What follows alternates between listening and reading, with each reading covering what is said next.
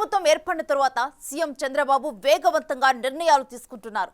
ఓవైపు ప్రజా సమస్యలపై దృష్టి పెడుతూనే మరోవైపు అభివృద్ధిపై సమీక్షలు నిర్వహిస్తున్నారు. ఈ వారం చంద్రబాబు కేబినెట్ తొలి భేటీ జరిగింది. ఈ భేటీలో కీలక నిర్ణయాలు తీసుకున్నారు. మెగా డిఎస్సికి ఆమోదం తెలపడంతో పాటు పింఛన్ల పెంపునకు కూడా గ్రీన్ సిగ్నల్ ఇచ్చారు.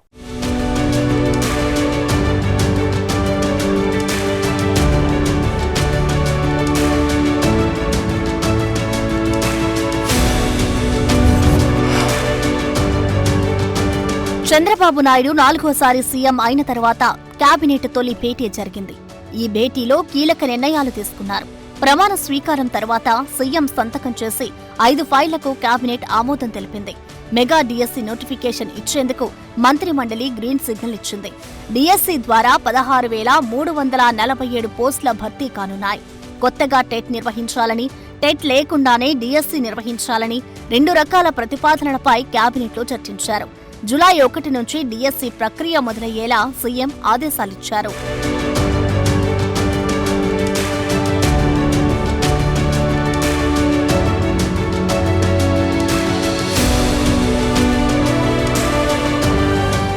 $16,347 ఉపాధ్యాయుల పోస్టుల నియామకానికి ఈరోజు కేబినెట్ ఆమోదం తెలియజేసిందని చెప్పేసి మీ అందరికీ మనవి చేస్తామని నేను.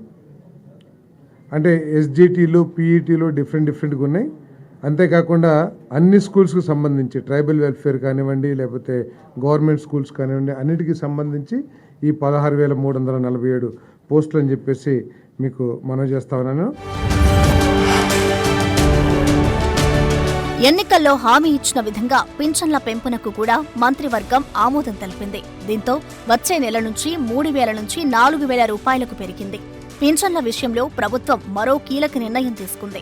లబ్ధిదారుల ఇంటికి వెళ్లి సచివాలయ ఉద్యోగులే పంపిణీ చేయాలని ప్రభుత్వం ఆదేశించింది. ఎన్నికల ముందు కోడ్ అమల్లో ఉన్నప్పుడు వాలంటీర్లను విధులకు దూరంగా ఉండాలని ఈసీ ఆదేశించింది. అయితే వృద్ధులను టీడీపీ ఇబ్బంది పెడుతుందని అప్పట్లో వైసీపీ ఆరోపించింది. వాలంటీర్లు లేకుండా ఇంటింటికి పింఛన్లు పంపిణీ సాధ్యం కాదని వైసీపీ చెప్పుకొచ్చింది. కానీ సచివాలయ ఉద్యోగులను ప్రాపర్గా వాడుకుంటే ఇంటి దగ్గరికే వెళ్లి పింఛన్ల పంపిణీ కూడా చేయొచ్చని చంద్రబాబు అప్పట్లో చెప్పారు.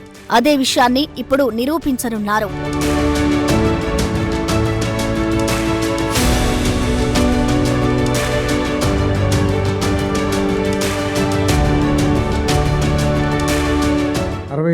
మందికి 65.3 లక్షల మందికి ఈ పెంపుదల మూలంగా లబ్ధి చేకూరుతుందని చెప్పేసి కూడా మీ అందరికీ మనవి చేస్తాను. ఇక్కడ ఆలోచించాల్సింది ఏంటంటే, పోయిన ప్రభుత్వం 1,000 రూపాయలు పెంచడానికి 4 సంవత్సరాలు తీసుకుంటే,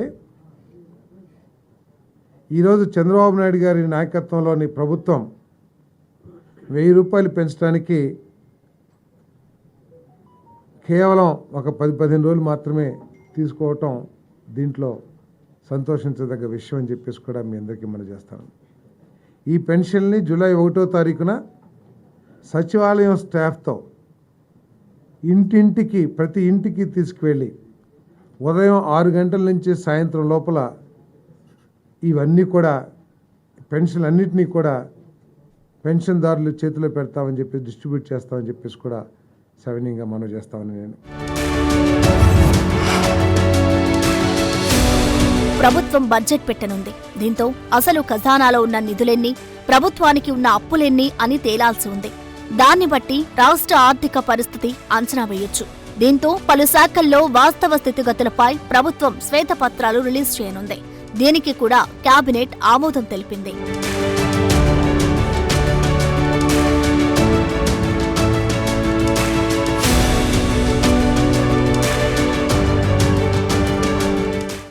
పోలవరం మీద ఒకటి, అమరావతి, విద్యుత్ పర్యావరణం, ల్యాండ్, శాండ్, మైన్స్, జియాలజీ మొదలైనవన్నీ కూడా, liquor and excise, law and order మరియు ఫైనాన్స్ మీద శ్వేతపత్రాలు రిలీజ్ చేయబోతా ఉన్నాము. అది 31వ తారీఖున మొదలుపెట్టి 18వ తారీఖు వరకు కూడా 3 రోజుల గ్యాప్తో, 4 రోజుల గ్యాప్తో ఇవన్నీ కూడా మరి రిలీజ్ చేయబోతున్నాయి. అన్నా క్యాంటీన్ల పునరుద్ధరణ, నైపుణ్య గణన, ల్యాండ్ టైటిల్ చట్టం రద్దు అంశాలను కూడా కేబినెట్ ఆమోదించింది. మరోవైపు పోలవరం నిర్మాణం, అమరావతి గురించి కూడా మంత్రి మండలిలో చర్చకు వచ్చింది. టీడీపీ హయాంలో 15 రోజులకు ఒకసారి కేబినెట్ సమావేశం జరిగేది. ఇప్పుడు కూడా అదే విధంగా జరగాలని మంత్రులు నిర్ణయించారు. రాష్ట్రంలో గంజాయి నివారణకు తీసుకోవాల్సిన చర్యలపై సబ్ కమిటీ వేశారు సీఎం చంద్రబాబు. హోంమంత్రి అనిత ఆధ్వర్యంలో సబ్ కమిటీ పనిచేయనుంది. 5 మంత్రులతో మంత్రివర్గ ఉపసంఘం ఏర్పాటు చేశారు.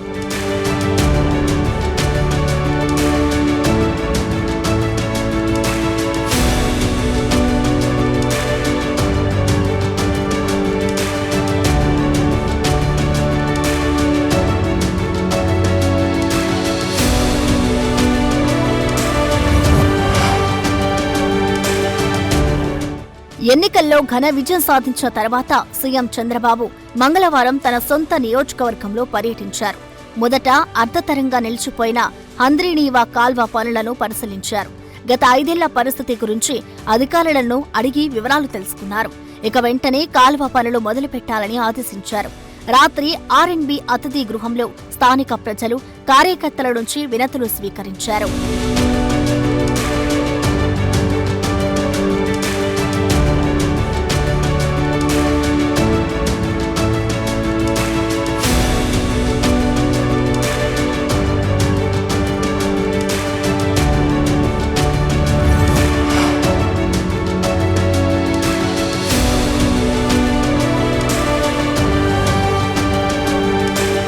మరో జన్మంటూ ఉంటే కుప్పం ముద్దు బిడ్డగానే పుడతానని సీఎం చంద్రబాబు అన్నారు.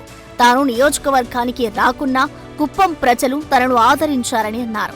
ఇప్పటి వరకు 8 సార్లు తనను గెలిపించారని గుర్తు చేసిన చంద్రబాబు ప్రజలకు శిరస్సు వంచి పాదాభివందనం చేశారు. 5 ఏళ్లుగా కుప్పంలో ఎలాంటి అభివృద్ధి లేదని ఆవేదన వ్యక్తం చేశారు. అయితే ఇకపై నియోజకవర్గంలో అభివృద్ధిని పరుగులు పెట్టిస్తానని హామీ ఇచ్చారు. ప్రతి ఊరిలో తాగునీరు, డ్రైనేజీలు, వీధి దీపాలు ఏర్పాటు చేస్తానని చెప్పారు. కుప్పాన్ని మోడల్ నియోజకవర్గంగా మారుస్తానని అన్నారు. నేను మీ అందరికీ ఒకటే హామీ ఇస్తున్నా. ఈరోజు నేను మొన్నే చెప్పాను 100 కోట్లని గాని 100 కోట్లు కాదు, ఎంతైనా పర్వాలేదు, ఒక మోడల్ మున్సిపాలిటీగా ఈ కుప్పాన్ని తయారు చేస్తాం. ఔటర్ రింగ్ రోడ్ వేస్తాం, టౌన్ లేక్ అన్ని రోడ్లు వేస్తాం, అన్ని రోడ్లు సిమెంట్ రోడ్లు చేస్తాను, డ్రైనేజ్ వ్యవస్థ ఏర్పాటు చేస్తాను, జంక్షన్లు కూడా ఏర్పాటు చేసి అవసరమైతే ఒక పరిశుభ్రమైన నగరంగా కుప్పం టౌన్ ని తయారు చేసే బాధ్యత నాదని మీ అందరికీ హామీ ఇస్తున్నా. రామకుప్పం అటవీ ప్రాంతంలో వైసీపీ నేతలు గంజాయి సాగు కూడా జరిగిందని చంద్రబాబు ఆరోపించారు. ఇంటి పెరట్లోనో గంజాయి పెంచే స్థాయికి వైసీపీ బరిదెగించిందని మండిపడ్డారు. అయితే ఇకపై అలాంటి ఆటలు సాగవని తేల్చి చెప్పారు చంద్రబాబు. డ్రగ్స్, గంజాయి గురించి ఆలోచిస్తే అదే వాళ్లకు చివరి రోజు అవుతుందని స్ట్రాంగ్ వార్నింగ్ ఇచ్చారు. వైసీపీ పాలన ఓ పీడకల అని చంద్రబాబు అభిప్రాయం. అలాంటి పాలనను ఎప్పుడూ చూడలేదన్నారాయన. ఇప్పుడు మనం చూస్తే రామకుప్పం అటవీ ప్రాంతంలో గంజాయి కూడా సాగు చేస్తున్నారంటే ఈ వైఎస్ఆర్ కాంగ్రెస్ దొంగలు. అంటే గంజాయి పెరట్లో పండించే పరిస్థితికి వచ్చేసారు వీళ్ళు. అందుకే ఉక్కు పాదం మోపతాం, గంజాయి ఎవడైనా ఎక్కడైనా సాగు చేస్తే నిన్ను మాత్రం వదిలిపెట్టమని చెప్పి మరొకసారి ఈ సభ ద్వారా హెచ్చరిస్తున్నా.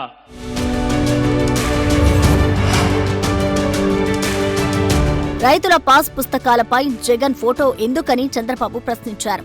ప్రజల కష్టం, ప్రజల ఆస్తి జగన్ ఫోటో వేసుకోవడం ఏంటో అర్థం కావడం లేదని మండిపడ్డారు.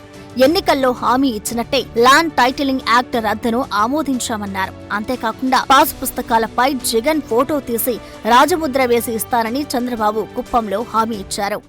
ఈ చట్టం నల్ల చట్టం, దీన్ని రద్దు చేస్తానని చెప్పి రద్దు చేయడానికి మొన్నే తీర్మానం చేశాం. కరెక్ట్ అవునా కాదా? కరెక్ట్ అవునా కాదా? అది రద్దు అయిపోతుంది. మీ పట్టాదారు పాసు పుస్తకం పైన ఇంకా బొమ్మ ఉంది. ఏం చేయమంటారా బొమ్మని? ఏం చేయమంటారా బొమ్మని? అన్ని పట్టాదారు పుస్తకాలు మారస్తా, బొమ్మ తీసేస్తా, రాజముద్రతో మీ భూమి మీకు ఇస్తానని మీకు హామీ ఇస్తున్నా.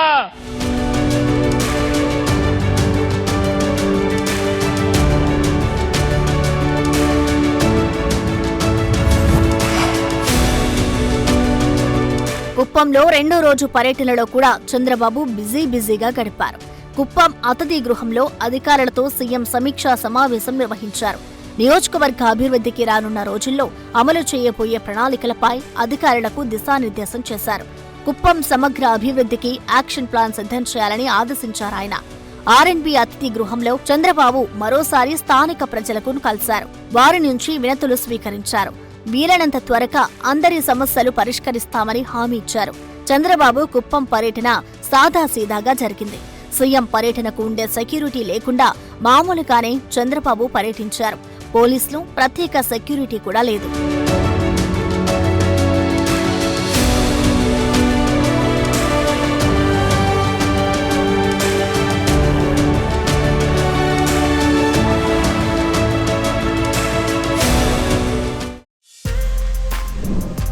For more videos like this, subscribe Big TV channel.